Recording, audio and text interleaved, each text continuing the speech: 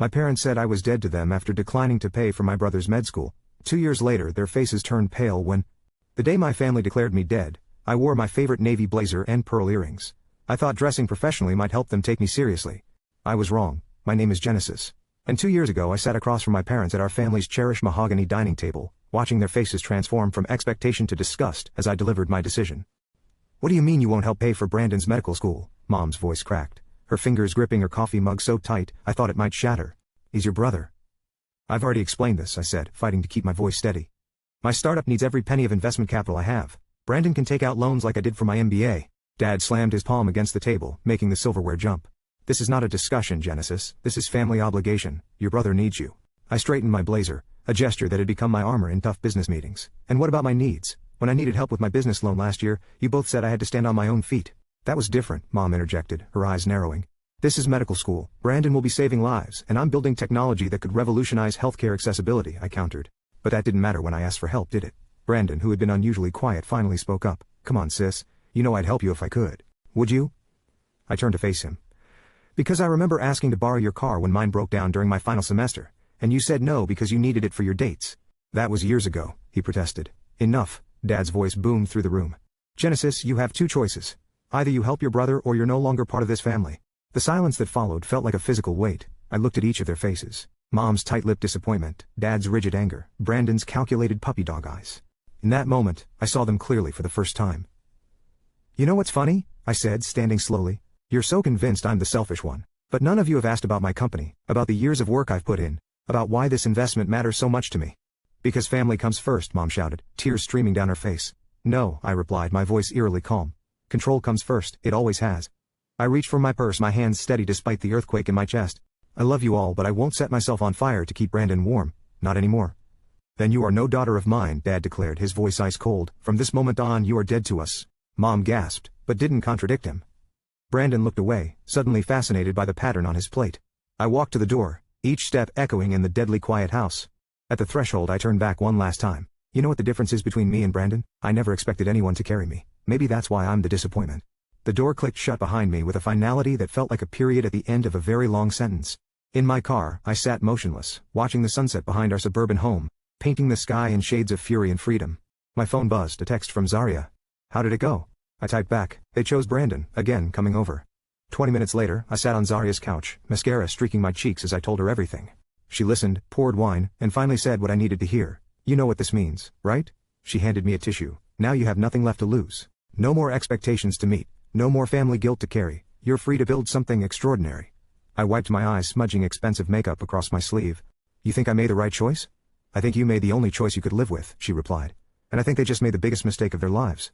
Looking back now, I realized that day wasn't just an ending, it was a beginning. The day my family declared me dead was the day I truly started living, but they didn't know what I knew. That sometimes, the dead don't stay buried. Sometimes, they rise up and build empires, and that's exactly what I was going to do. 2 years can change everything. I stood in my downtown office, staring at the Seattle skyline through floor-to-ceiling windows, watching my reflection smile back at me. My company, AccessCare, had just closed its third round of funding. Genesis. Zaria burst through the door, waving her tablet. Have you seen the conference lineup? You're going to flip. I'm still recovering from this morning's investor meeting, I laughed, turning to face her. Solomon practically danced when we signed those papers. Forget the investors. She thrust the tablet at me. Look at who's speaking at Tech Forward this year. I scanned the list, my heart stopping at one particular name. Morgan McCoy. The Morgan McCoy is keynoting. Keep reading. There it was in black and white. Special guest speaker, Genesis Hamilton. CEO of AccessCare. Revolutionizing healthcare access through AI. Holy shit, I whispered, gripping the tablet tighter. How did this happen? Solomon pulled some strings. Zaria grinned, perching on my desk. He says it's time to announce our expansion plans to the world, and what better place than the biggest tech conference on the West Coast? My phone buzzed. Speaking of Solomon, get down here, his text read. Celebration time. We took the elevator to the building's rooftop restaurant where Solomon waited with champagne and that characteristic twinkle in his eye. At 48, he had the energy of someone half his age and twice my wisdom. There's my rising star, he called out, pulling me into a quick hug. Though I suppose I should say shooting star now, I still can't believe you did this, I said, accepting a champagne flute.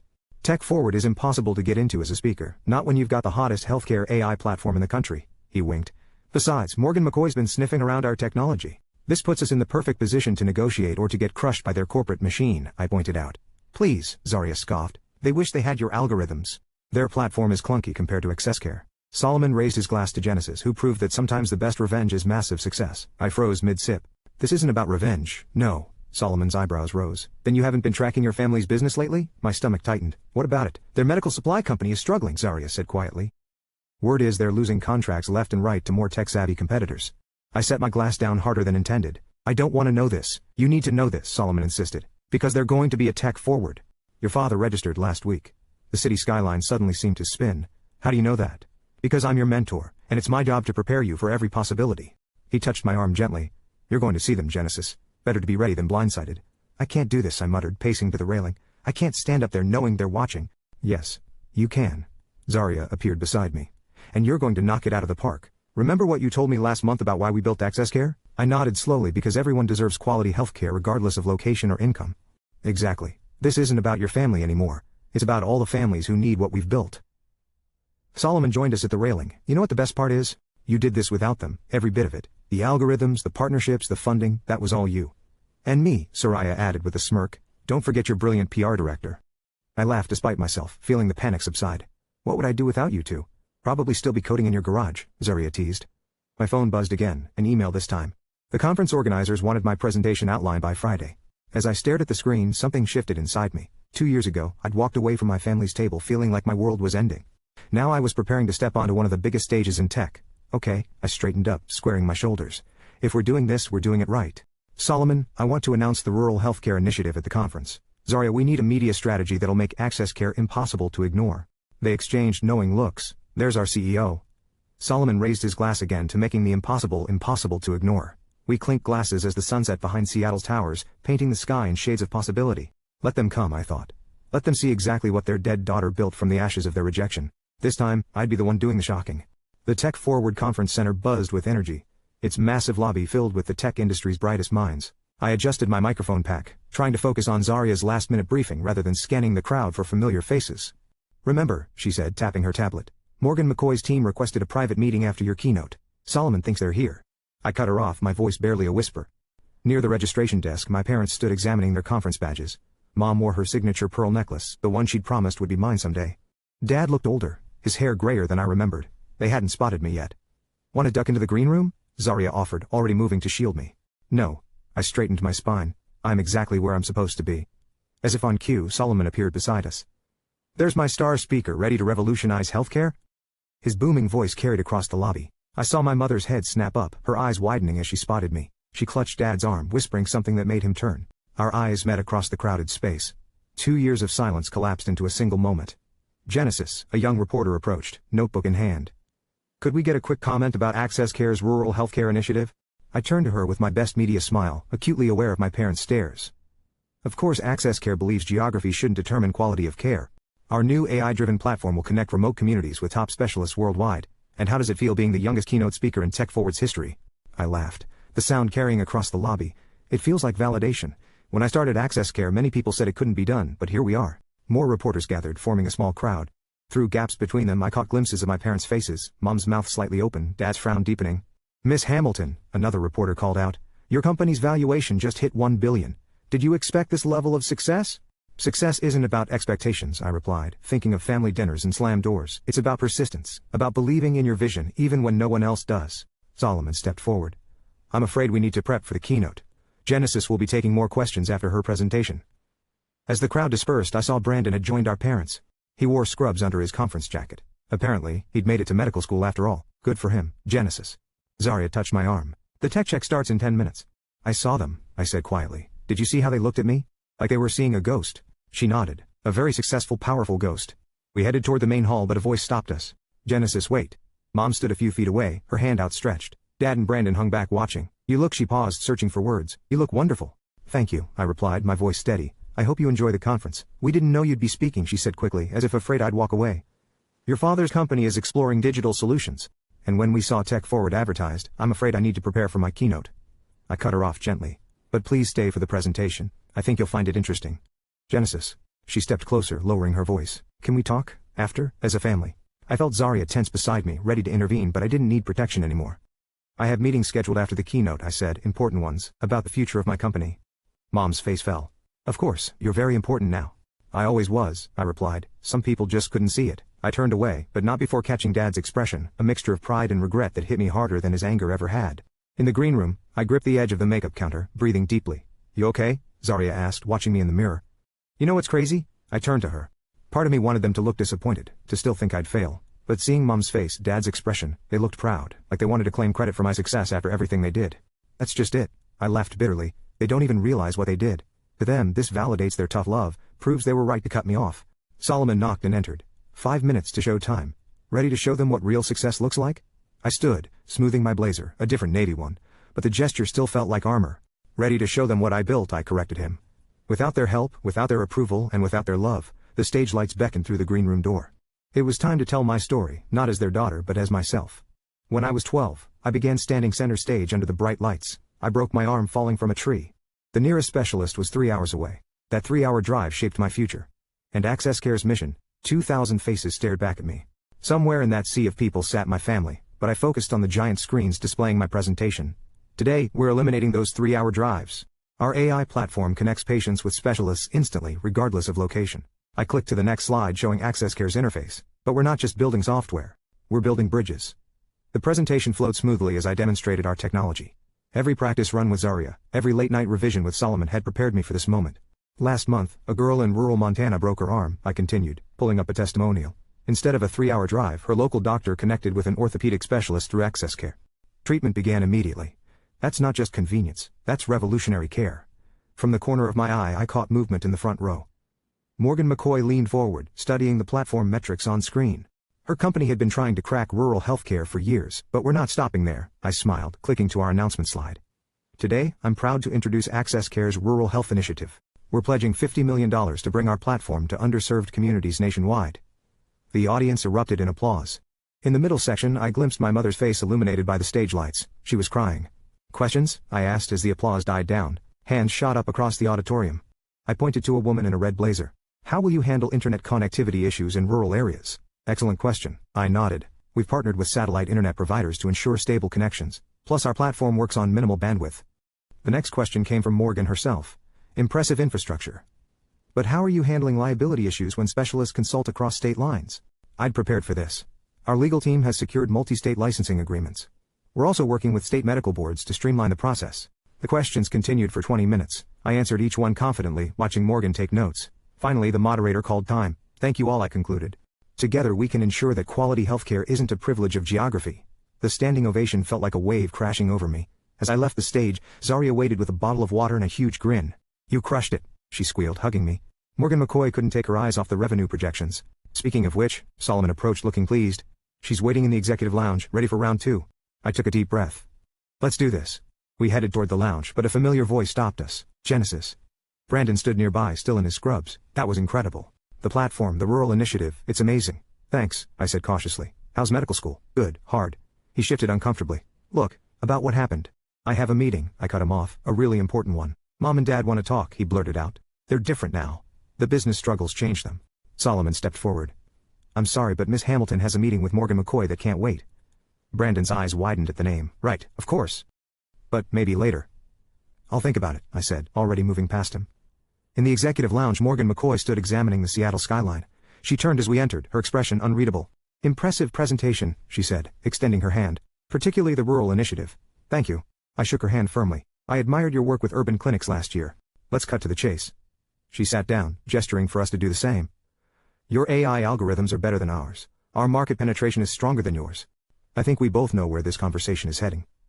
Solomon leaned forward. "We're listening." "A merger," Morgan stated simply. "Your technology, our infrastructure, we could revolutionize healthcare delivery nationwide." I felt my pulse quicken. "And the rural initiative would become our top priority," she assured me, "with 10 times the current funding." "Interesting," I said carefully. "And leadership structure?" "You join our executive board," she smiled, "with full autonomy over the Access Care division." Solomon touched my arm gently, our signal to step back and consider. "We'll need time to review the details," I said, standing. "Of course." Morgan handed me a folder. "The preliminary offer's inside, but don't take too long. Opportunities like this move fast." As we left the lounge, I caught a glimpse of my parents in the lobby below. They were watching me through the glass walls, their expressions a mix of pride and regret.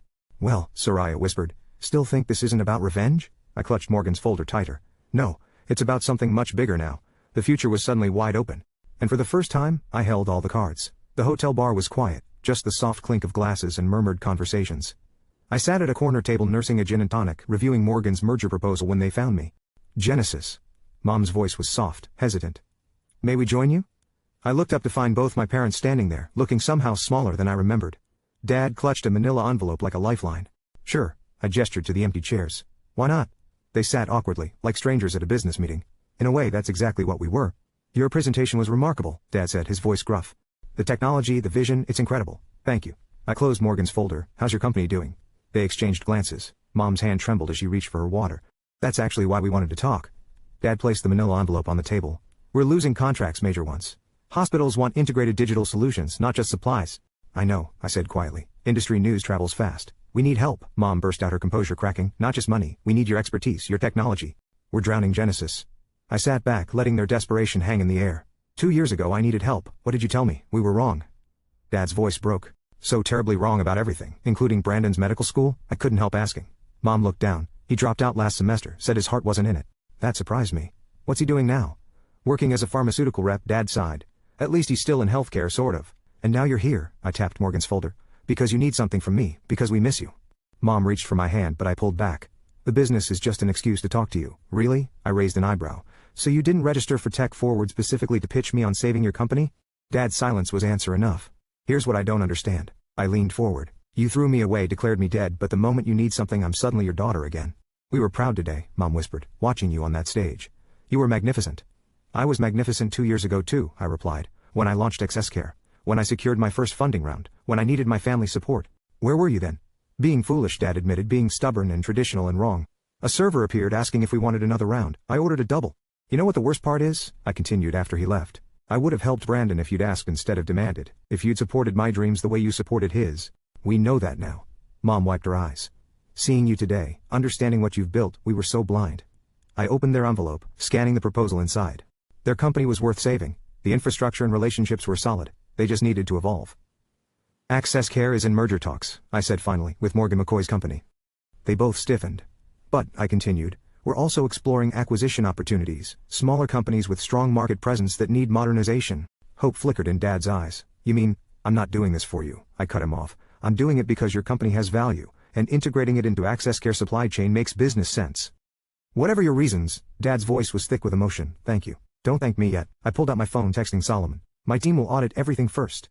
If we move forward, it will be strictly business. No special treatment, no family discounts. Mom nodded eagerly. Of course, anything you say. And one more thing, I met their eyes in turn.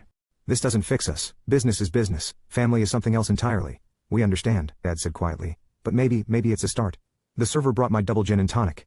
I took a long sip, remembering all the family dinners, all the expectations, all the pain. Maybe, I conceded. But on my terms this time, your terms, Mom agreed immediately. Always your terms. My phone buzzed, Solomon confirming he'd review their proposal tomorrow. I stood, gathering Morgan's folder in my purse.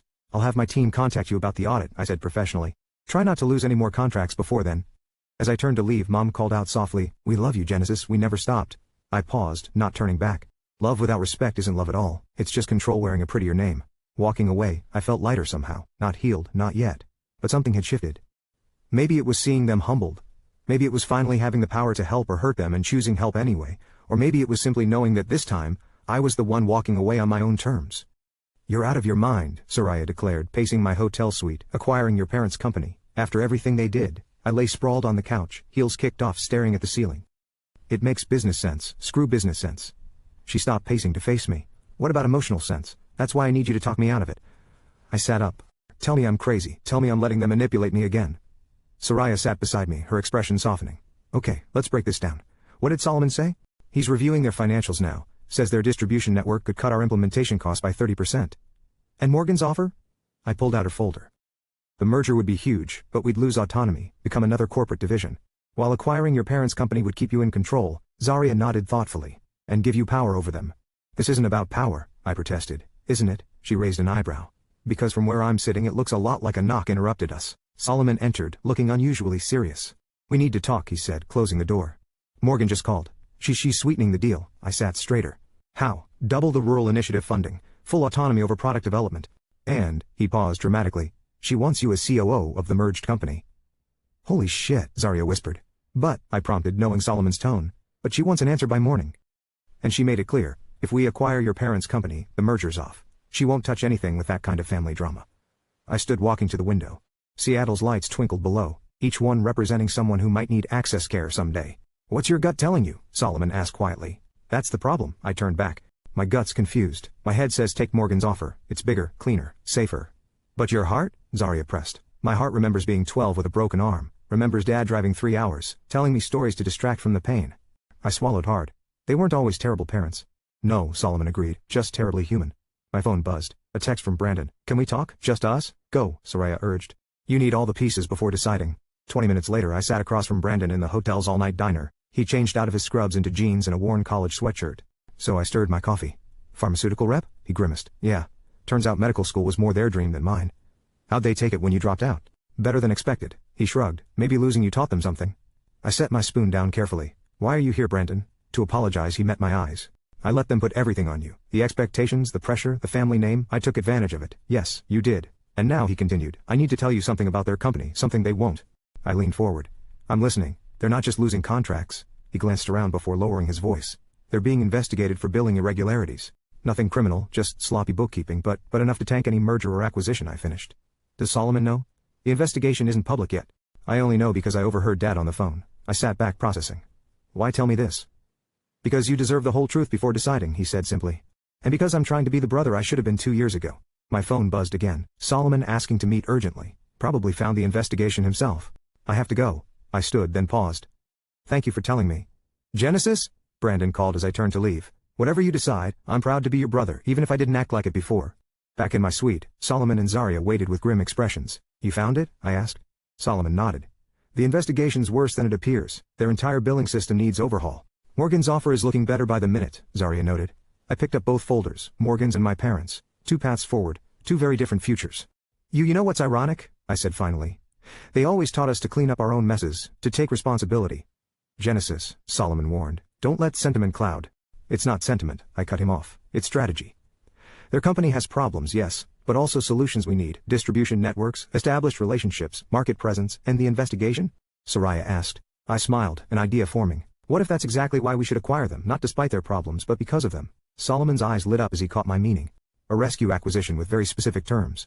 Very specific terms, I agreed, already reaching for my laptop. Let's draft an offer they can't refuse, or rather, one they'll have to accept on my terms. The night stretched ahead, full of possibilities and payback, but not the kind they'd expect. The conference room felt too small for all the tension it contained. My parents sat across the table, Morgan McCoy to my right, Solomon to my left. Zarya stood by the door, tablet ready. Let me make sure I understand, Morgan said, her voice carefully controlled. You're declining my offer to pursue an acquisition of your family's company instead? Not exactly, I smiled, sliding 2 folders across the table. I'm proposing something better. Everyone reached for a folder except my parents, who seemed frozen in place. A 3-way partnership? Morgan's eyebrows shot up as she read. Access Care's technology, my infrastructure, their distribution network, with some conditions. I nodded, turning to my parents. The investigation into your billing practices ends today. Because as of this morning, your entire system is being replaced with Access Care's automated platform. Dad's hands trembled as he finally opened the folder. This isn't just an acquisition. No, I confirmed. It's a complete restructuring. Your company becomes a subsidiary of Access Care, which then partners with Morgan's Corporation for nationwide distribution. The numbers work, Solomon added, pointing to the projections. Combined, we could reach rural communities faster than any competitor. Morgan leaned back, studying me. And leadership structure? I remain CEO of Access Care with full autonomy. You head national distribution, and my parents, I met their anxious gazes, stepped down to advisory roles only. What? Mom's voice cracked. It's non-negotiable, I said firmly. The billing investigation proves you need fresh management. Brandon's already agreed to join our sales team, reporting to Zarya. You discussed this with Brandon? Dad asked. He's the one who told me about the investigation, I replied. He chose honesty. Now you can choose dignity. Silence fell as they absorbed the implications. Morgan broke it first. I'm in, she declared, uncapping her pin. This is better than my original offer. We all win. Do we? Mom asked quietly. We lose our company. You save your company, I corrected her. The investigation would have destroyed it. This way, your employees keep their jobs, your legacy continues, and your reputation remains intact. Under your control, Dad noted. Yes. I met his eyes steadily. Under my control. Ironic, isn't it? Solomon cleared his throat. The papers need signing today. The market won't wait. Neither will the investigators, Zarya added pointedly. My parents exchanged long looks, having one of their silent conversations I remembered from childhood. Finally, Dad reached for a pen. You've become quite the businesswoman, he said, voice rough with emotion. I learned from watching you, I replied, both the good and the bad. Mom wiped her eyes as she signed. Will we still see you?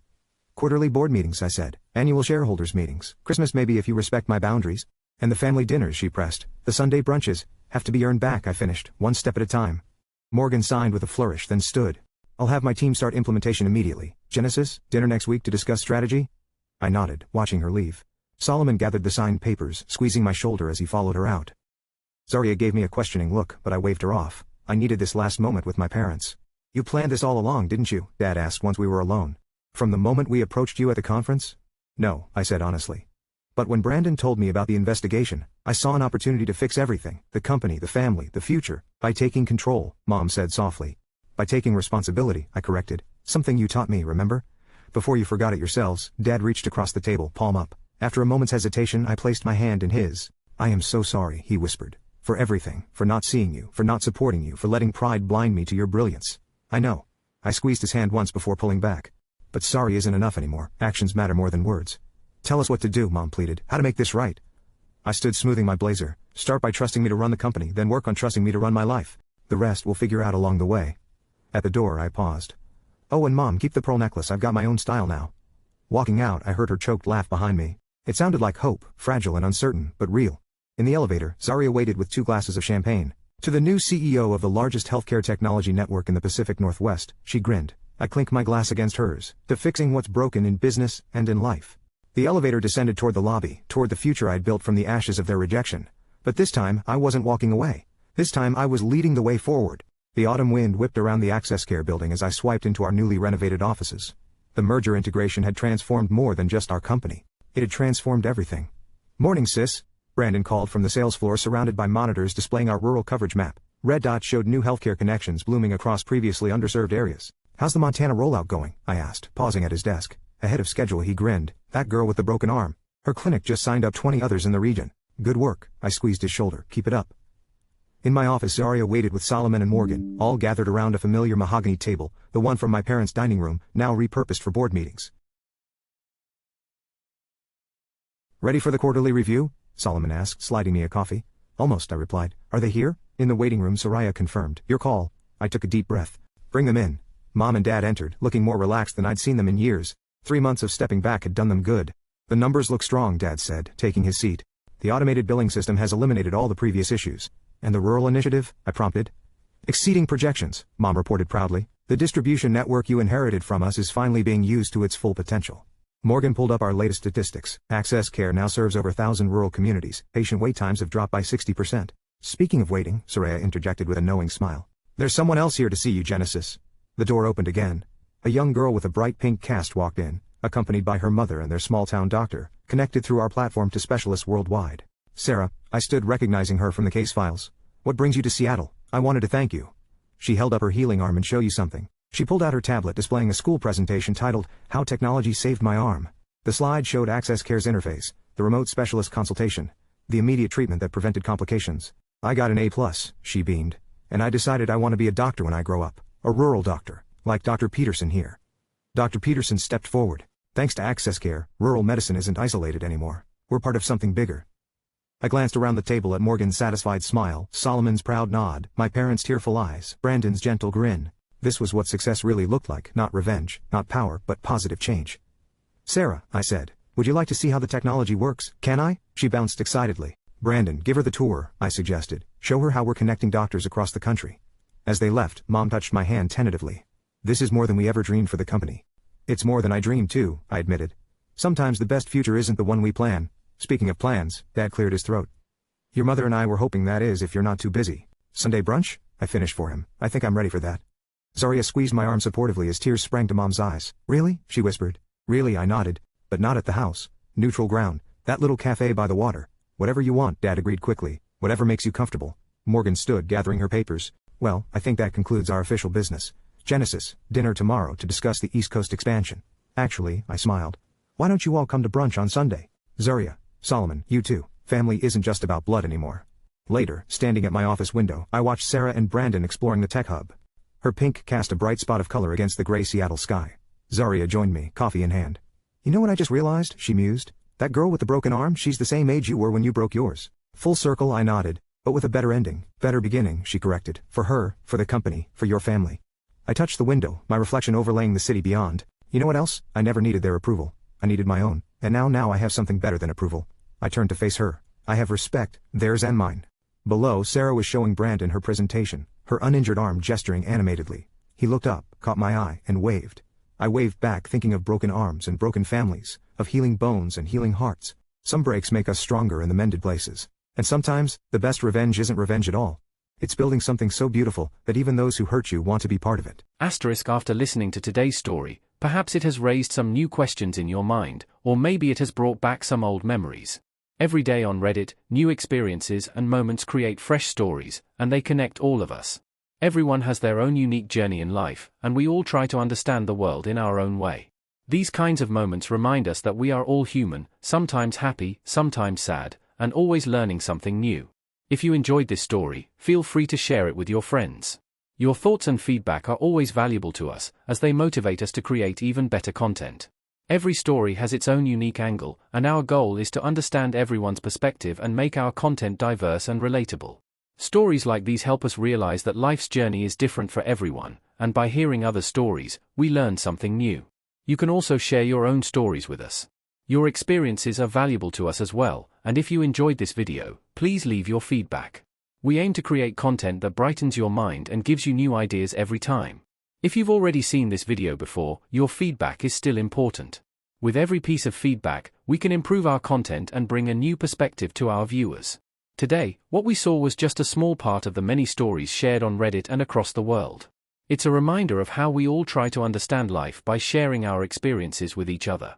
This video was only an example of how we try to connect with others through storytelling, learning about different sides of life. We hope to continue sharing such stories that help us all learn and grow together. Thank you for your time, and don't forget to keep an eye out for more stories coming soon. If you haven't already, please like and follow for more amazing content. Your support keeps us going, and we will strive to bring you more thought-provoking and heartwarming stories. Until next time, take care and stay curious. *.